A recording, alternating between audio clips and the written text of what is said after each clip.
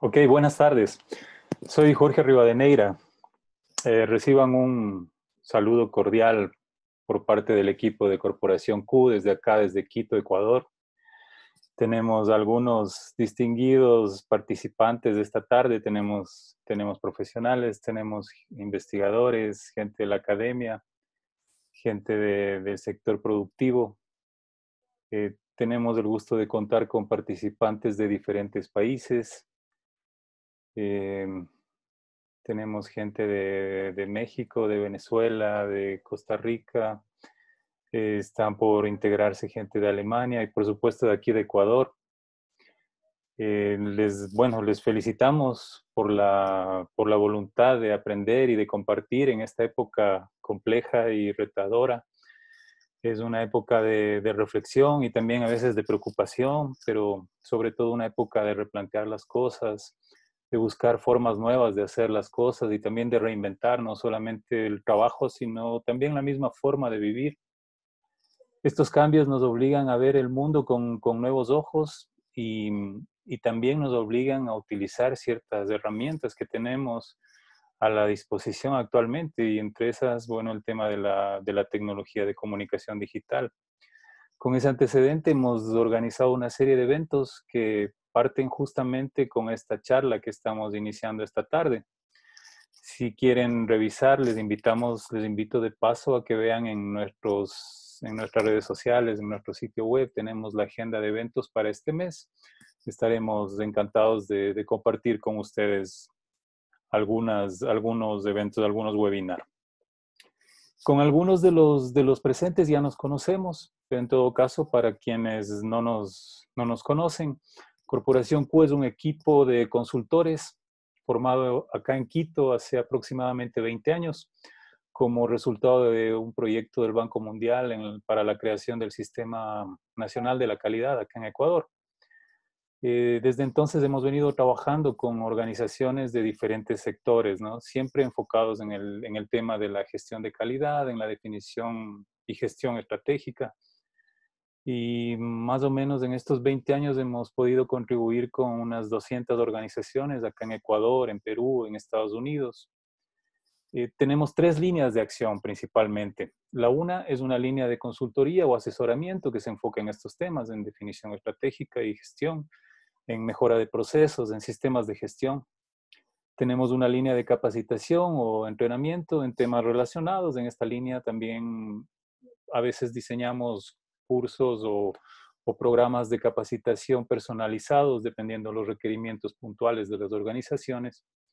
Y tenemos una tercera línea de automatización de sistemas de gestión. En esta línea trabajamos principalmente con ISO Tools Excellence, que es una compañía española de desarrollo de soluciones tecnológicas para la gestión, de la cual somos representantes acá en Ecuador. Esta tarde, nuestro expositor es Mauro Rivadeneira.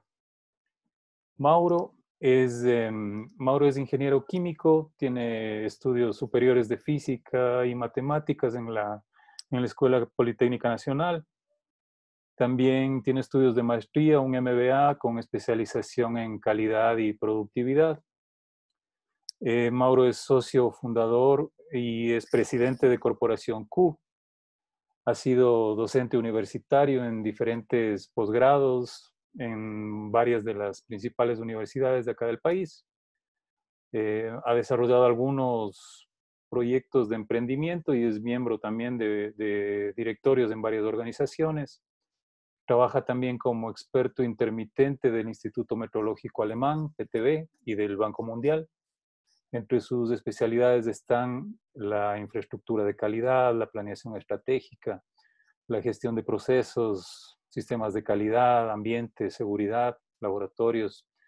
Para nosotros es un gusto contar con la experiencia y el conocimiento técnico de Mauro para el evento de esta tarde. Y bueno, sin más preámbulo, le voy a pasar la batuta a Mauro para que inicie su presentación. Si surgen preguntas durante el desarrollo de la exposición, por favor nos pueden hacer llegar vía chat y las podemos tratar al final de la presentación. Eso sería todo. Adelante, Mauro, por favor. Gracias por su participación y bienvenidos.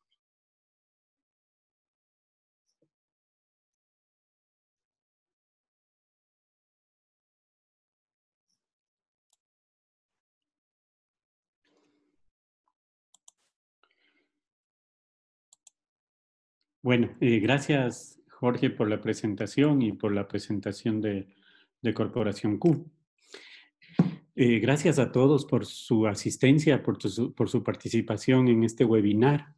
Este webinar hemos decidido hacerlo debido a la situación en la que estamos viviendo, ¿no? Como nos comentaba Jorge, estamos viviendo unas épocas complicadas, unas épocas que para algunas personas son de angustia, para otras personas son de oportunidad, para otras personas son de reflexión. Creo que para la mayoría son una mezcla de todo eso, ¿no? Hemos sufrido lo que conocemos como un cambio disruptivo. Y un cambio disruptivo tiene la característica de que tiene que ser un cambio fuerte, brusco de la situación actual, ¿no?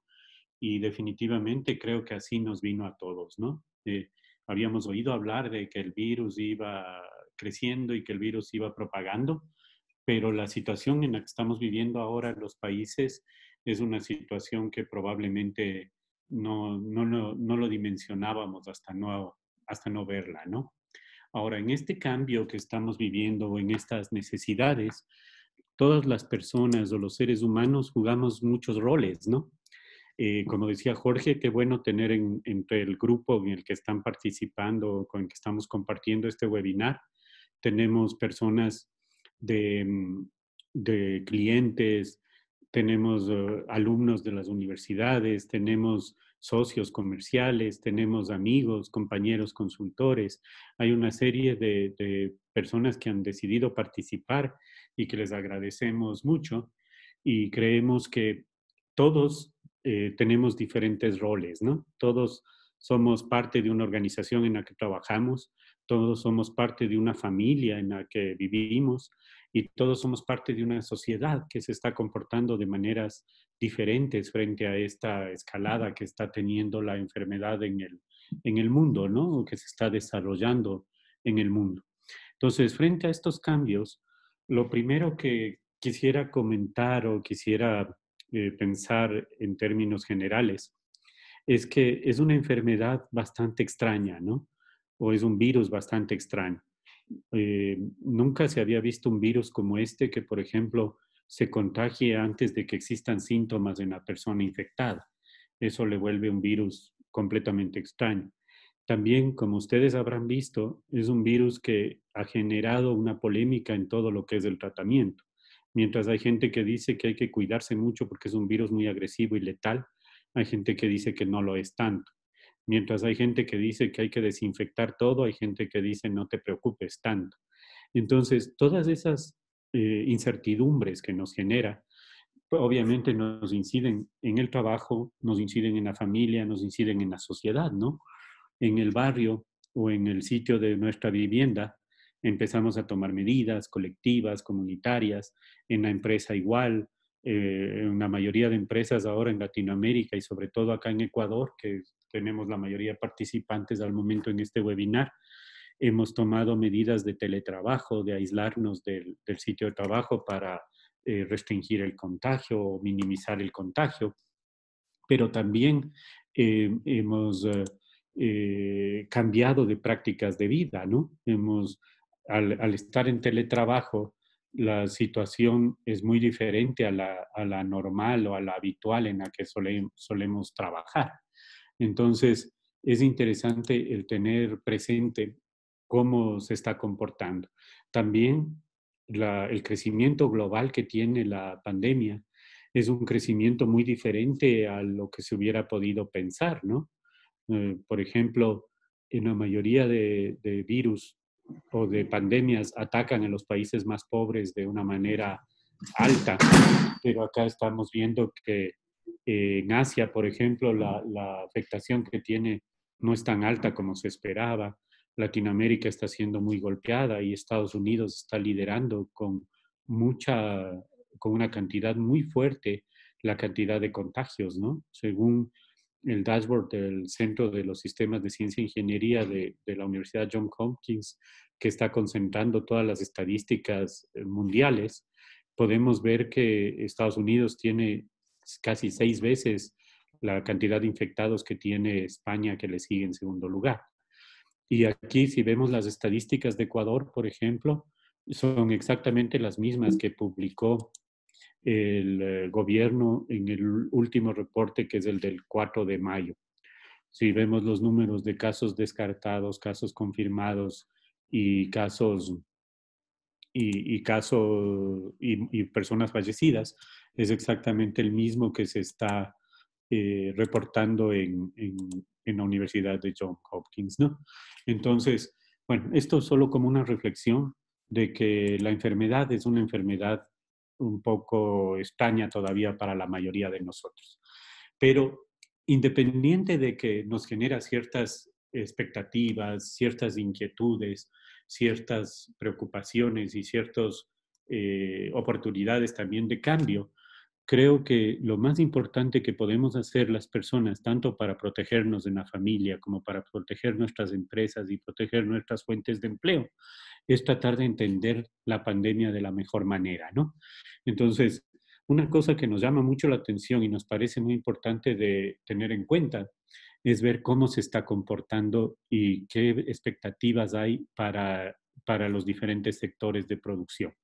Según datos de Deloitte Consulting España, eh, hay sectores en los que la pandemia va a ser beneficiosa y hay potenciales ganadores, que son los que están aquí en verde, y hay sectores que en cambio son potenciales perdedores, que son los que están acá en rojo. Esto es lógico, ¿no? Todo lo que los sectores de proveedores o que abastecen al sector médico han crecido una barbaridad, no solo en cantidad de productos, sino en precio, como dispositivos de protección personal tipo máscaras, alcohol, desinfectantes, etcétera. El tema de comida, alimentación también ha crecido, el de cuidado personal, el de comunicaciones, ahora que el Internet cada vez es más necesario, el comercio electrónico, la agricultura.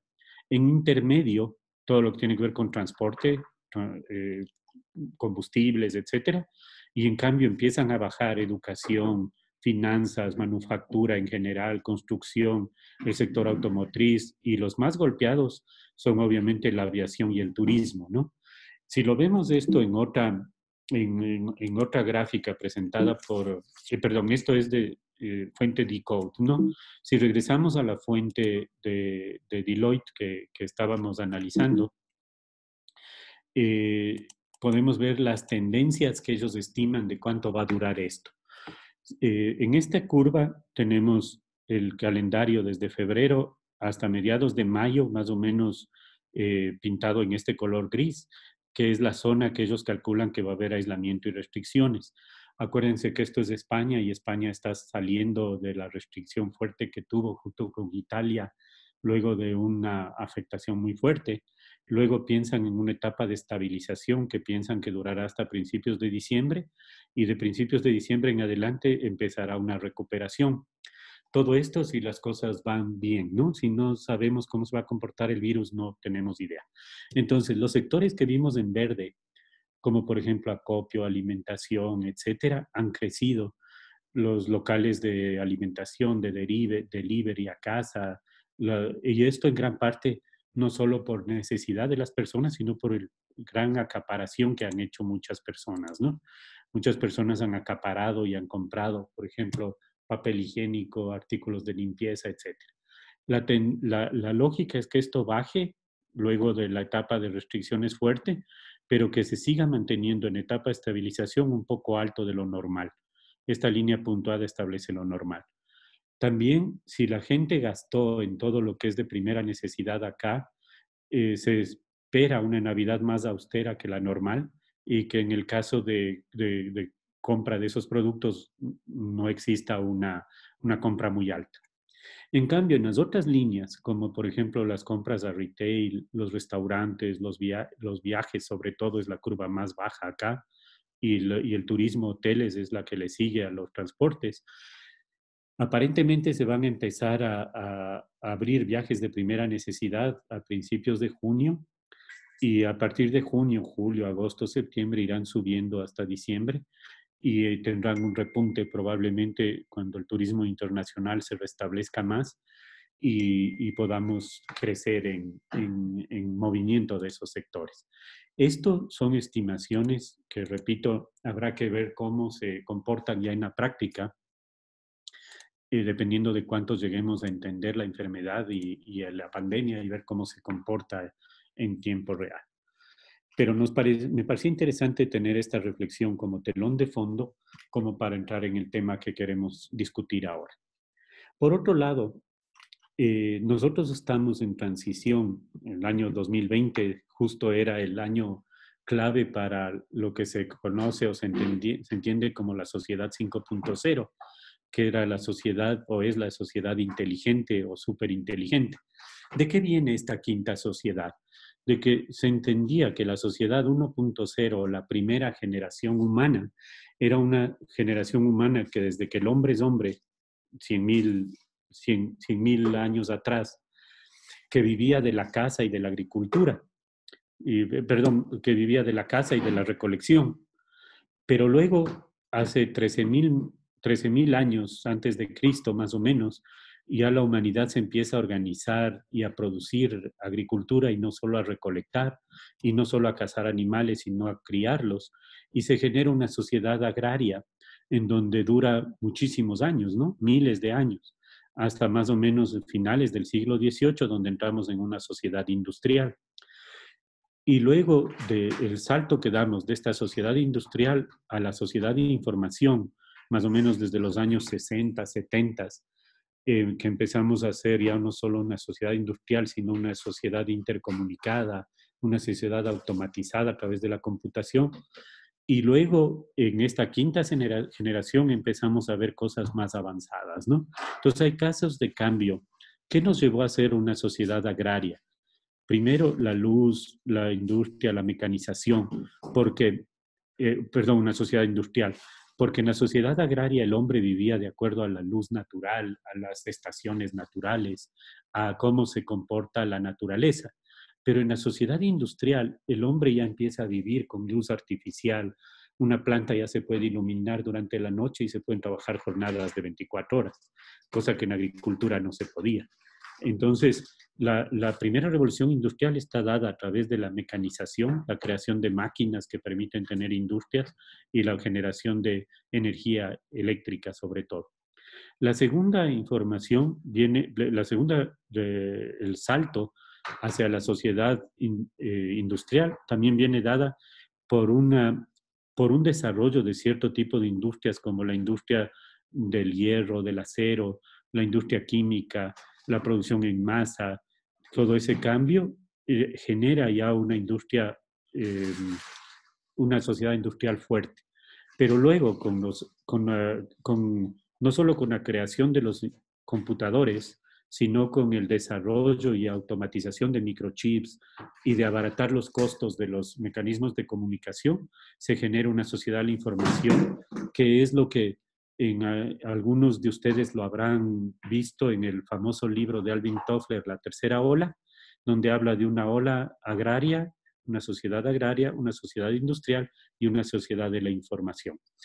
Ahora, luego de eso, que parecía que con el siglo XX se terminaba, en el siglo XXI hemos dado una cuarta revolución industrial en la que, a más de las computadoras y las comunicaciones, se han incluido temas como inteligencia artificial, el Internet de las cosas, blockchains, transformación digital y otros elementos que nos llevan a una sociedad en la que pensábamos o creíamos o esperábamos que íbamos a tener comunicaciones aéreas individuales, autos voladores, autos no conducidos por personas, sino completamente automatizados, etcétera, ¿no?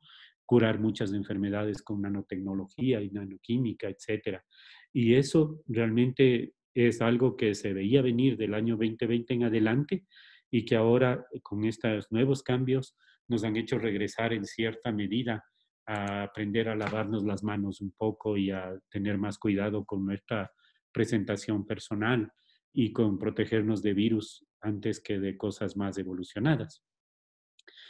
Otra tendencia que veníamos viendo en el mundo y que nos parecía muy importante de tener en cuenta era la situación del planeta. El planeta ha sido cada vez más afectado por la producción industrial y por la falta de conciencia de las personas en la generación. Y pues hemos visto que, bueno, desde el año 92, donde se hizo la cumbre de la Tierra en Río, la humanidad ha empezado a pensar más en cómo proteger el planeta y los gobiernos, sobre todo, han empezado a tomar conciencia y a tomar medidas de cómo van a proteger a la humanidad y al planeta. Luego, en el año 97, se hizo el protocolo de Kioto, que empezó a tener vigencias desde 2005. En el 2015, Naciones Unidas lanza los Objetivos de Desarrollo Sostenible, los ODS, con una proyección hasta el año 2030. Y en el año 2015, y con inclusión de países en el 2016, y arranque desde el 2016 las medidas, la Convención Climática de París 2015, COP21, decide tomar medidas más drásticas para proteger el planeta. ¿Por qué esto se vuelve importante? Porque lo que estamos viendo en afectación del planeta es cada vez más grande, ¿no? Por ejemplo, les invito a visitar el Overshot Day. Es interesantísimo ver cómo eh, podemos. El Overshot Day lo que establece es, si asumimos que la Tierra fuera absolutamente renovable y que todo lo que usamos es recuperable, estaría ideal, porque así no estaríamos consumiendo recursos futuros de nuestros hijos o de nuestros nietos. Entonces, si asumimos como línea base el año 70, asumimos que este es un año en el que se logró o se empieza a medir como base, se lo toma como base para que esos recursos se completen en ese mismo año. En el 71 ya reduce y ya nos llega hasta el 1 de enero, que estaría hacia arriba, ¿no? Porque esta curva va hacia abajo. Entonces, diciembre, noviembre, junio, y si vamos hacia arriba tendríamos enero. Si es que nosotros consumimos más recursos de los que podemos renovar en un año, estamos creciendo esta curva. Y esta tendencia la vemos en todo lo que hemos venido haciendo últimamente, ¿no? Y sobre todo se ve que desde los años 70 hay una tendencia de esta curva a crecer, pero desde el año 2011 hay una tendencia a que esta curva se aplane. Esto es bastante bueno. ¿Por qué? Porque demuestra que algo de lo que se ha hecho a partir del 2010 en adelante está surtiendo efecto en el planeta, ¿no? Pero también es importante tener en cuenta que estas acciones que estamos haciendo como humanidad pueden o no tener un impacto duradero o una protección a largo plazo que es como la que quisiéramos lograr todos, ¿no? Entonces, eso estará por verse.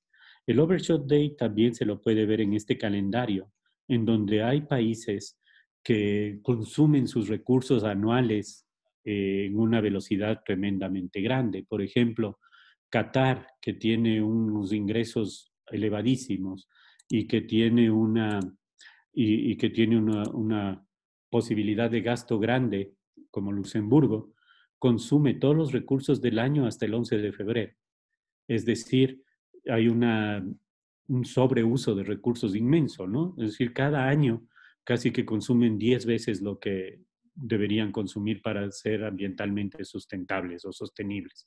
Ecuador, en cambio, tiene noticias muy interesantes acá.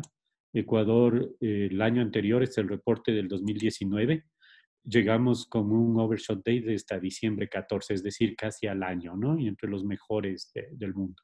Una de las incidencias más grandes acá es la generación energética, ¿no? Ecuador ha tenido suerte de tener plantas de generación eléctrica no basadas en carbono, que ha permitido tener una buena matriz productiva. Pero a medida que la matriz productiva y energética cambia, esto tendría que tener una, un rever de cómo nos queremos comportar como personas dentro del mundo, ¿no? Y qué vamos a dejar o qué impacto vamos a tener. Un tema importantísimo aquí dentro de la protección ambiental ligada a la producción, a los medios de producción, es la economía circular. La economía circular, que es un tema lanzado por la Fundación Ellen MacArthur. Ellen MacArthur lo creó el modelo. Es un tema que lo vamos a conversar más a profundidad. Vamos a hacer un seminario largo, más largo que este. Este es una charla de 1 hora. Pero vamos a hacer un seminario más largo para entrar en este tema para quienes les interesen. Pero básicamente acá muchas personas piensan que reciclar es bueno y que reciclar es suficiente.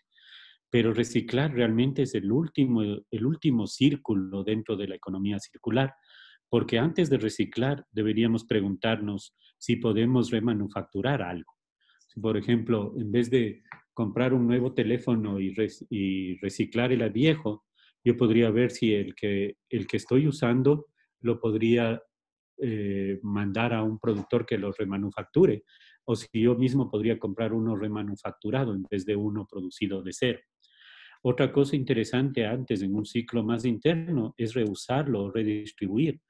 Muchas veces botamos o reciclamos sin hacernos esta reflexión previa de si es posible reutilizar o aumentarle su tiempo de vida a través de un mejor mantenimiento. Entonces, por ejemplo, un dispositivo electrónico como un teléfono, si es que uno le da el mantenimiento adecuado, le podría extender su tiempo de vida sin llegar hacia acá, hacia afuera, ¿no? Y esto lo más interesante que estamos observando, que me parece importante resaltar, es que es un tema que se va volviendo importante a varios niveles. Se va volviendo importante a nivel personal, en donde cada vez más personas toman conciencia de la importancia de la economía circular. También se va volviendo importante en industrias que incluyen desde el diseño, que es lo importante, porque antes se hablaba que un producto había que hacer el ciclo del producto desde la cuna hasta la tumba.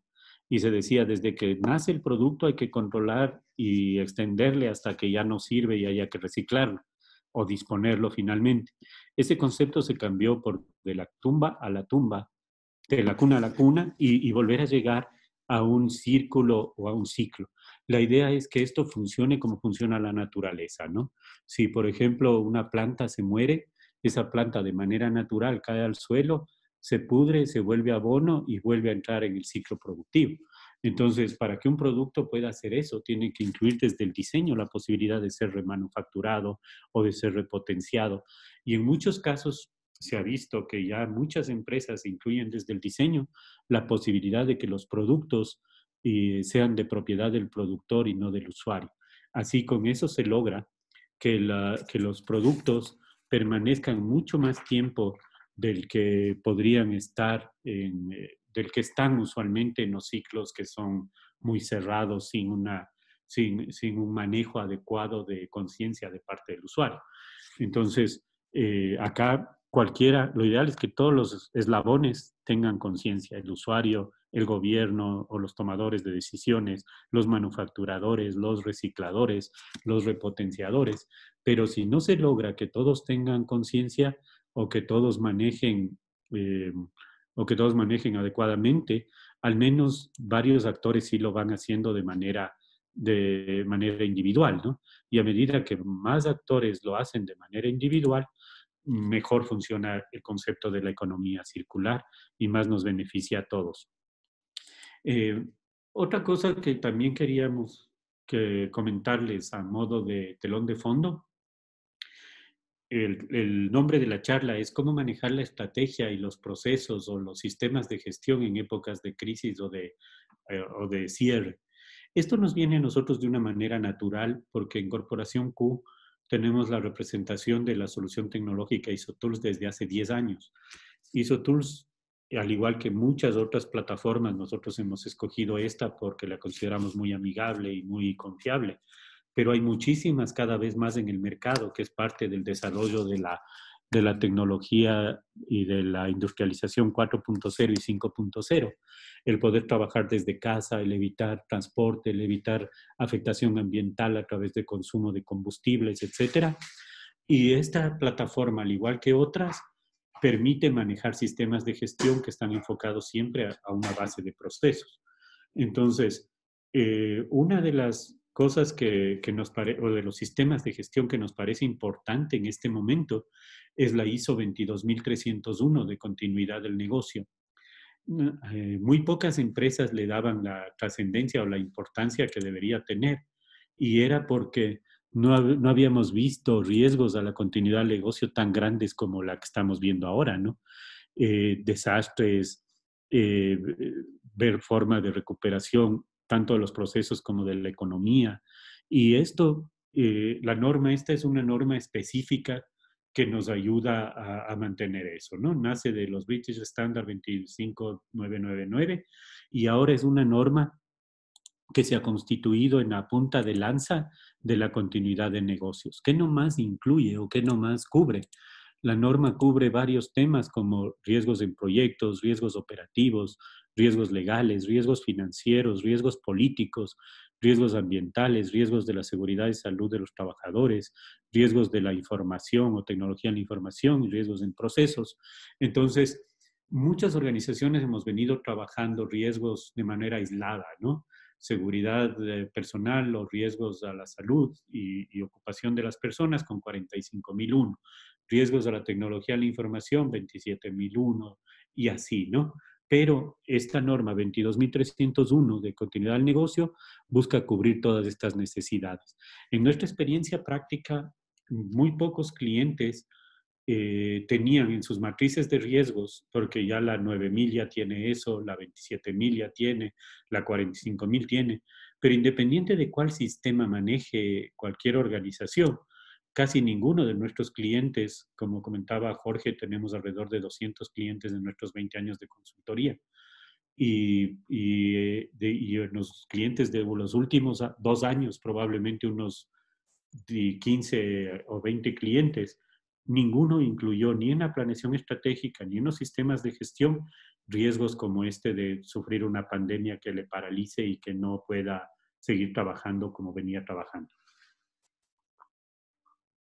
Muchos clientes también hemos visto que han tenido complicaciones grandes de manejo de información y de manejo de procesos. Por ejemplo, en la plataforma que nosotros manejamos, tenemos los procesos, los indicadores, los documentos y todos los registros de gestión en la plataforma. Otros clientes que no lo tenían han tenido muchas dificultades de seguir trabajando desde casa. Por ejemplo, con los clientes que tenemos automatización, hemos podido dar cursos de auditores internos, hacer auditorías internos desde casa y trabajar desde casa con toda la información disponible. Ha habido otros clientes que salieron de la oficina sin llevar toda la información y hemos tenido mucha dificultad de, de poder simular esas auditorías, porque mucha de la información no tenían acceso desde sus casas. Entonces, y lo menciono porque entre los participantes tenemos empresas de los dos tipos. Tenemos clientes con los que dimos el curso de auditores usando la plataforma y clientes que no usaron la plataforma. Ahora, estos clientes a futuro van a tener que repensar, o estas empresas van a tener que repensar cómo van a manejar sus procesos.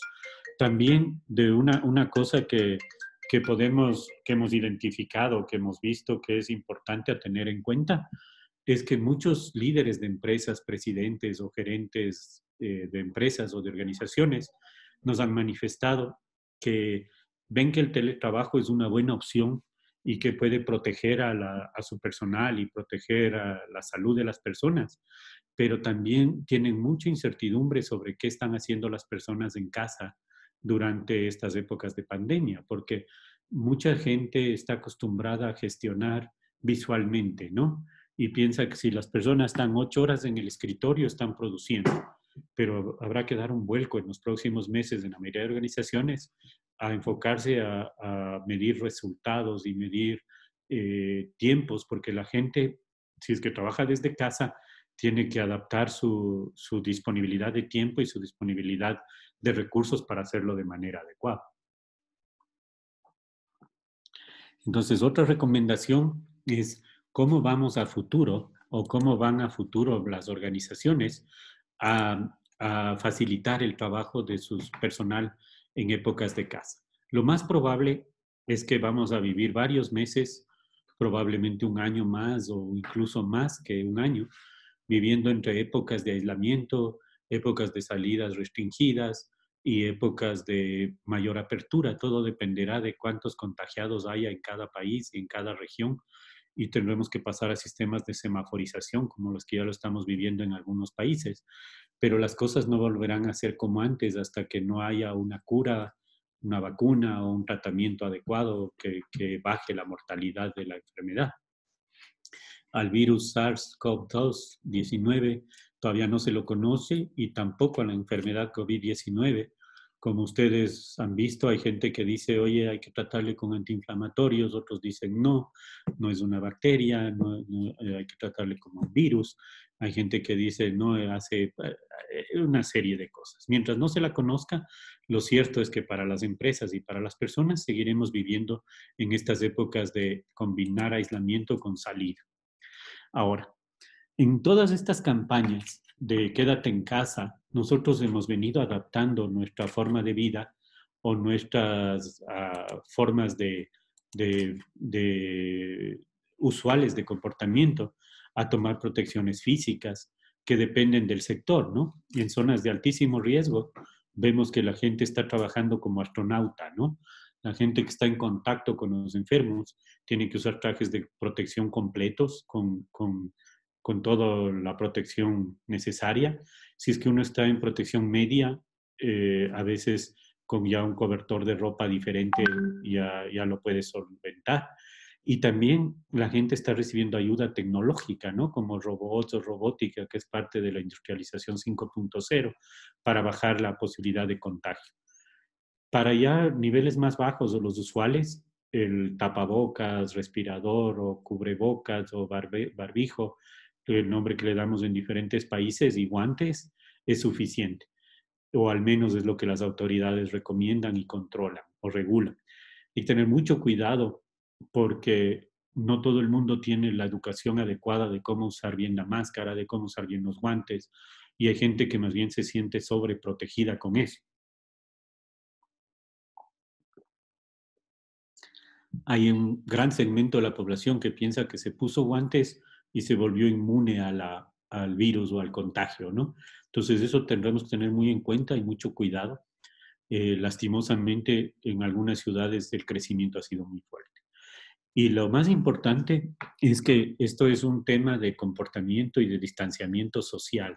Si las personas no tomamos conciencia de cómo vivir en esta época, los contagios seguirán, ¿no?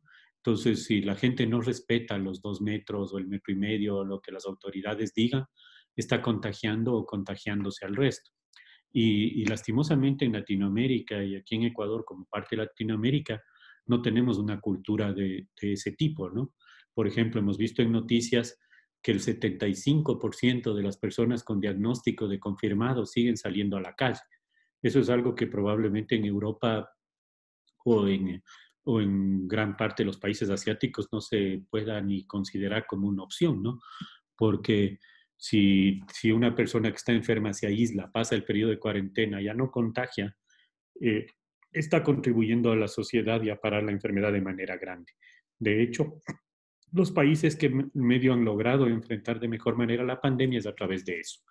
Pero también vemos tanto medidas físicas como, por ejemplo, túneles de desinfección, caseros como los que hemos visto en Latinoamérica y más automatizados como los que están viendo en países con más recursos, que en parte ayudarán también a minimizar los contagios y también la vuelta al trabajo en varios sectores, ¿no? Para ingresar a una industria, para ingresar a un trabajo, a una oficina, a una empresa, probablemente tendremos que pasar por filtros de este tipo, pero acuérdense que esto mata el virus que está fuera de la persona, no el que ya está dentro, ¿no? Pero en todo caso es una buena ganancia y habrá que trabajar entre dispositivos y conciencia. Y también vemos ya el aparecimiento de ciertos apps o aplicativos que nos dan mapas de incidencia, que nos dan información de contagios. Y se sabe ahora, al menos eso sí es cierto y hay información confiable en todo el mundo, de que para parar la pandemia y para controlar la pandemia es absolutamente necesario conocer cuántas personas están infectadas, es decir, incrementar el número de pruebas. Las estadísticas no son confiables en ningún país al momento, y cuando digo ningún país me refiero incluso a los más afectados y con más recursos como Estados Unidos, España, Italia. aparentemente solo Corea, Alemania han logrado hacer las pruebas suficientes como para tener un control, pero esto se puede parar aislando a las personas enfermas para que no contagien y evitando el contagiarse con dispositivos y con tecnología y con conciencia y prácticas de la mejor manera, ¿no? Es un tema en el que estamos inmersos todos y que nos vamos a tener que seguir protegiendo.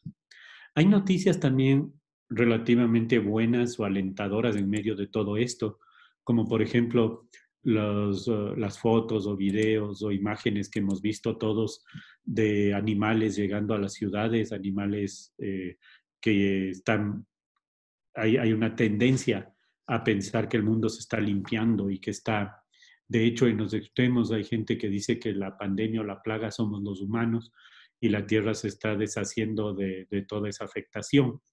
Según datos, ayer tuvimos un webinar muy interesante con una querida colega, Verónica García de México, de Fraser Alliance, que nos presentó unas estadísticas interesantes y nos decía que la meta de reducción del COP de emisiones equivalentes de CO2 son 3 billones de toneladas, es decir, 3.000 millones de toneladas de carbono.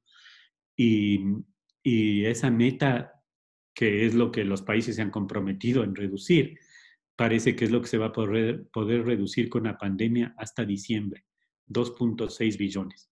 Es decir, de los 30 que se generan, no se reduce ni el 10% con la pandemia.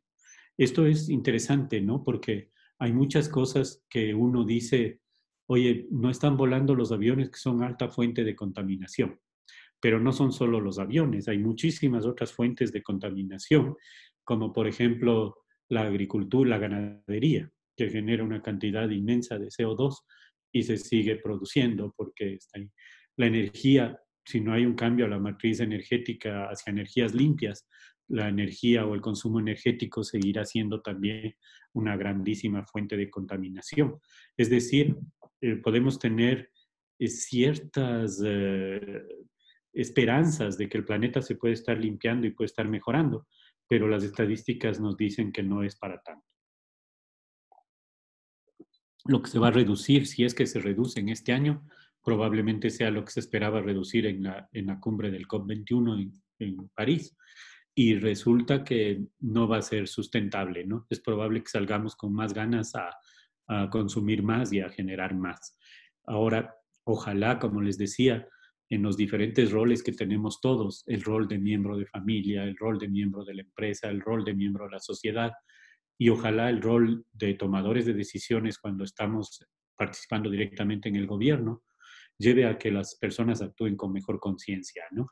Creo que muchas de las personas que están participando en el seminario hemos tenido la suerte de estar en diferentes roles de producción, es decir, hemos trabajado en el sector público, hemos trabajado en el sector privado, hemos trabajado como consultores fortaleciendo los dos sectores, hemos trabajado en proyectos internacionales viendo la realidad de diferentes países y al hacer esa comparación o esas similitudes entre en diferentes opciones que se nos presentan, creo que el enfoque será que mientras más gente a nivel humano o a nivel personal tome ese cambio de conciencia, mejor nos va a ir.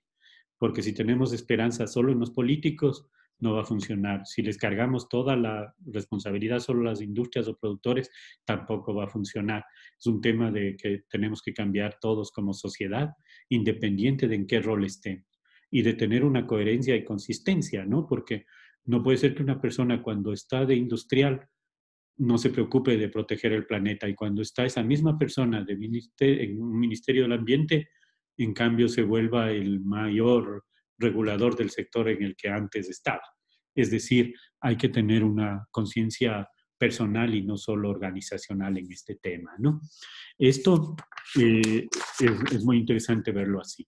Ahora, otro de los cambios que estamos viendo, parecido al que ya les comenté que nos ha pasado a nosotros, que es un cambio como organización, al venir trabajando nosotros con una herramienta o plataforma remota desde hace 10 años, ya veníamos acostumbrados a trabajar remoto, pero hay organismos como por ejemplo UCAS, que es el United Kingdom Accreditation Service, que es el Organismo Nacional de Acreditación del Reino Unido.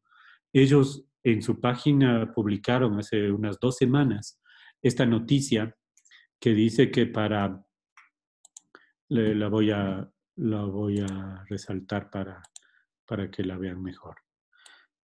Esta noticia de aquí dice, para proteger la seguridad y la salud de todos los individuos vinculados a la elaboración de la confidencialidad, es decir, personal propio y personal de los usuarios, las evaluaciones que hace el centro se harán de manera remota, al menos hasta finales de julio del 2020. Es decir, ellos ya no están yendo a visitar a los organismos evaluadores de la conformidad, sean certificadores, inspectores o laboratorios, sino que están haciendo auditorías remotas desde casa o desde oficina y viendo cómo está la conformidad de esos sistemas. Entonces, si el evaluador de la conformidad ha tomado esa decisión, es el equivalente a nuestro SAE acá en Ecuador. Eh, Muchas otras organizaciones lo harán en corto tiempo, ¿no? Y es parte de esa adaptación que vamos haciendo. Ok, entonces, con esto voy a dar por terminado esta parte de reflexión sobre la enfermedad y sobre la circunstancia, y voy a hablar un poquito para cerrar sobre los procesos y estrategia, que es el tema que les habíamos invitado a reflexionar el día de hoy. Los procesos y proyectos o sinónimos de estrategia es algo que manejamos en las organizaciones de manera permanente, pero que normalmente no les damos la importancia o la trayectoria que tienen, ¿no? Los procesos normalmente les manejamos a través de control estadístico de procesos, y que lo que busca este control estadístico de procesos es tener al proceso en un límite o en una media de producción, pero esa media de producción depende de cuánto hagamos mes a mes. Por ejemplo, si el tiempo estamos graficando aquí el mes 1 podemos hacer un poco más del promedio, el mes 2 un poco menos, el mes 3 bastante más del promedio, el mes 4 menos, bastante menos del promedio, y en promedio nos da una media de producción que le podríamos dar cualquier valor, ¿no? Supongamos que esta media de producción es 100, independiente de qué sean estas unidades, ¿no? 100 unidades producidas, 100 millones de dólares producidos, lo que sea.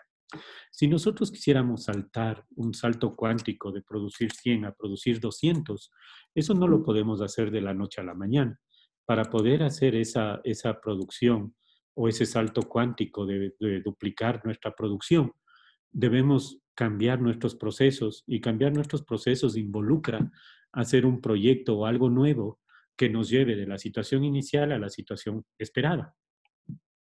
Acá también vamos a tener una variación y un control estadístico de procesos y lo vamos a controlar. Pero lo más interesante de los procesos es que si es que yo no los cambio, si yo sigo, no doy este salto cuántico, no quiero saltar a esta posición mejorada, sino que me siento cómodo con la posición actual y quiero seguir produciendo 100 como base, yo podría seguir produciendo 100 en el tiempo y mantener este promedio en esencia hasta el infinito, ¿no? Yo aquí no tendría inconveniente en modificar mi sistema de producción. Entonces, sea que yo tenga mis procesos del día a día o mis proyectos, yo voy a tener que manejarlos o a través de la estrategia o a través de los procesos y el control de los procesos. Si no lo hago, voy a tener un proceso descontrolado que ni siquiera va a estar dentro de un esquema de control estadístico y que me va a generar costos terribles. Por ejemplo, si yo tengo que producir más de lo esperado, lo más probable es que en estas épocas tenga que pagar muchas horas extras, contratar maquinaria, contratar servicios tercerizados. Pero en cambio, si es que yo estoy en una época baja, como esta de aquí, va a pasar que yo voy a necesitar, en cambio acá, pago lo mismo en sueldos, pago lo mismo en arriendos, pago lo mismo casi en energía, etcétera, pero tengo recursos improductivos, costos altos, y tengo un desnivel entre cómo estoy produciendo día a día. Entonces, para poder manejar esto, y sobre todo en épocas de problemas, voy a tener que establecer mecanismos, ¿no? Entonces, en cuanto a la estrategia, ¿cuál es el mecanismo más importante a tener en cuenta? Cuando nosotros pensamos en un proceso de diseño estratégico, Lo primero que tenemos que tener claro es una visión, es decir, a dónde vamos. Y una vez claro nuestra visión, hacemos un análisis. Y normalmente este análisis es un análisis interno en donde podemos marcar cómo estamos en la parte interna, en qué somos fuertes, en qué somos débiles, hacer un autoanálisis. Si este autoanálisis es bueno, nos ayuda. Y también podemos hacer un análisis externo de cómo están las oportunidades y amenazas externas para el sector.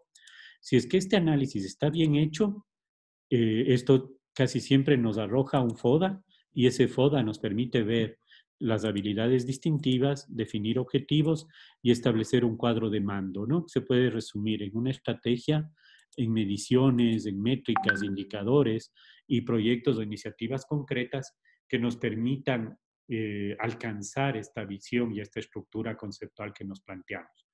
Una vez que ya tenemos esto, nosotros solemos llamar que esto es como tener el plano, ¿no? Pero el papel y el plano aguanta todo. Lo más importante de esto es, una vez definido eso, llevarlo a la práctica. Y llevarlo a la práctica es implementar la estrategia y para eso se requiere muchas veces, o yo diría, quitaría el muchas veces, se requiere mandatoriamente diseñar una estructura organizacional importante, implementar el cambio estratégico dentro de la organización y establecer un mecanismo de gestión o administración de ese cambio estratégico. Si eso no se logra hacer, todo queda en papel. Y muchas organizaciones, lastimosamente, definen estrategia y hacen un lindo ejercicio de 2 días de encierro, hacen un bonito documento de definición estratégica y lo guardan hasta el siguiente año o 2 años o 3 años luego y vuelven a definir el mismo mapa o el mismo cuadro y no llegaron a implementar los cambios. En cambio, las organizaciones de éxito que logran implementar esto, no solo que lo implementan, sino que cierran un ciclo a través de la retroalimentación y vuelven a definir o a validar la estrategia para los siguientes periodos.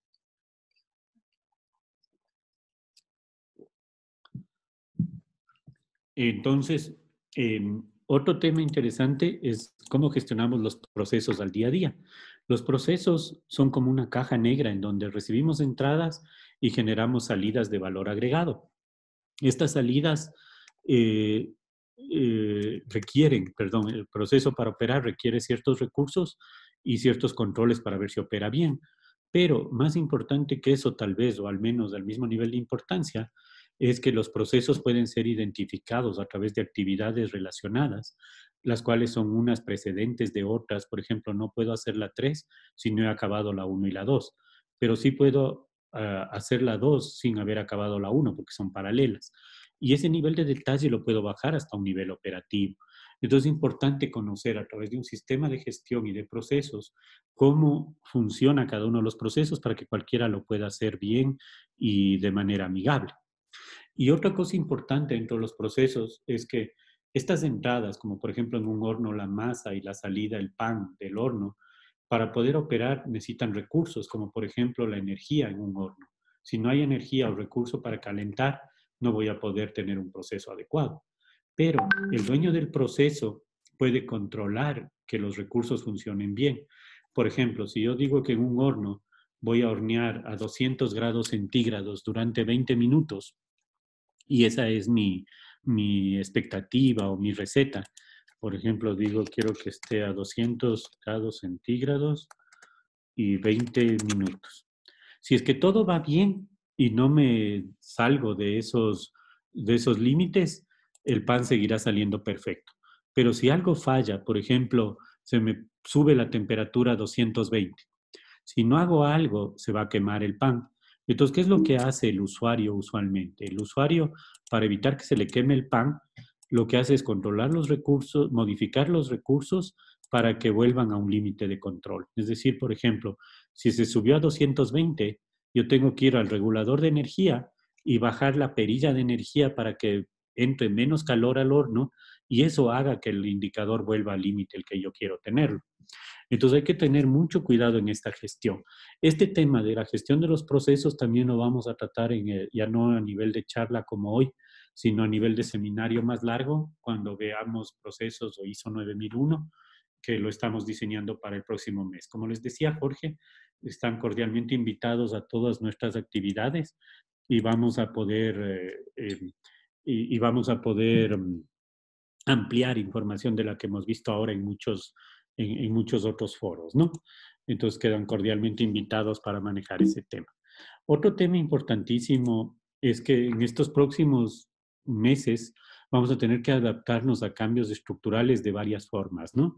Pero los más importantes probablemente sean los que vemos aquí en este estudio de Deloitte mismo, que nos dice que tengamos en cuenta varias cosas que se vienen para los próximos meses.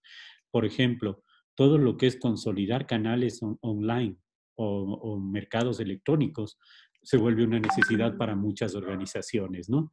Ya les debe haber pasado a ustedes que si estamos comprando para que nos traigan a casa, las empresas que tienen bien montado un sistema y que tienen órdenes electrónicas a través de apps o de web, funcionan mucho mejor que las que tiene uno que escribir todo el pedido y después le dicen no hay la mitad o le dicen no tengo un medio. Otra cosa a tener en cuenta es lo que vimos en las tablas al inicio. Las exigencias de compra no serán las mismas, ¿no? La gente que está en el sector del turismo tendrá que adaptarse al menos hasta fines de año o cambiar de línea porque las prioridades de compra serán otras por ahora. Los modelos de compra de producción tendrán que reducir riesgos. En la mayoría de países estamos viendo que vamos a poder volver al trabajo, pero no en la capacidad de ocupación normal. En semáforo en rojo, por ejemplo, acá en Ecuador, la capacidad permitida por la ley es del 30%. Y cuando sube el semáforo se podrá llegar hasta el 70% en verde, pero ya no podemos pensar en que vamos a estar como antes. Y la otra es la aceleración del cambio en el marketing mix. Es una buena recomendación estar bien en redes, estar bien en medios de comunicación, estar bien en todo lo que tendrá que ver con esta adaptación al nuevo cambio, ¿no? Entonces, finalmente, solo quisiera invitarles a reflexionar un poquito sobre el concepto de lo que es la resiliencia. La resiliencia es una palabra nueva, pero que en psicología se utiliza para la capacidad de las personas de salir de circunstancias traumáticas, como en este caso una pandemia, ¿no? Si nosotros nos ahogamos y nos preocupamos y no somos resilientes, eh, no podremos salir de una situación como esta, a cualquier nivel, sea como seres humanos, miembros de familia, miembros de empresas, miembros de la sociedad, etcétera. Tendremos que adaptarnos a eso. Y para volvernos a abrazar y volvernos a ver como nos veíamos hace un tiempo, y volver a viajar y volver a trabajar en grupos y volver a hacer equipos de trabajo y hacer actividades dinámicas y visitar a toda la familia, sobre todo a las personas que más extrañamos, y poder retomar nuestras actividades, necesitaremos, como decíamos, o que se descubra una buena vacuna o que se empiece a tratar la enfermedad adecuadamente para reducir la mortalidad. Y bueno, tengamos la esperanza de que eso pase lo antes posible y de que nos podamos desarrollar resiliencia a todos niveles para ser mucho más productivos y poder saltar con buenos resultados lo que hemos vivido o con lo que estamos viviendo. Ok, les agradezco a todos, queridos amigos, clientes, eh, colegas.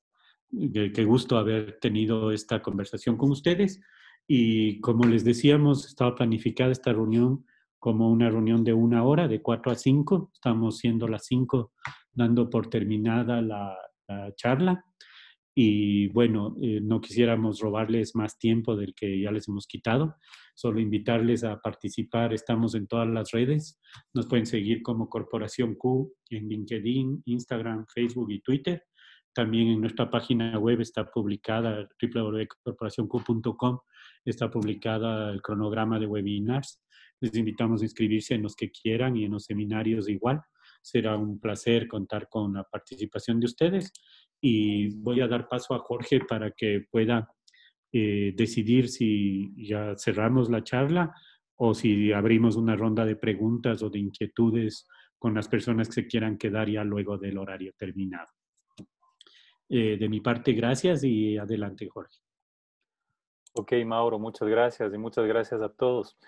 Bueno, habíamos planeado, como dijo Mauro, terminar a las 5. Vamos a quedar por esta vez acá. Si en todo caso nos encantaría recibir sus comentarios, su retroalimentación. Les vamos a hacer llegar también en las próximas horas un formulario simple de una pequeña encuesta para que nos cuenten y nos den ciertas ideas respecto a temas que les pueden interesar o a temas que tal vez quedaron para una ampliación de información en esta charla. Mauro terminó con la pregunta, con el tema de la resiliencia. Es un tema de los que vamos a hablar también en una de las próximas charlas que está programada para fin de mes aproximadamente. Entonces, esperamos contar con su presencia en futuros eventos y les agradecemos. Buenas tardes.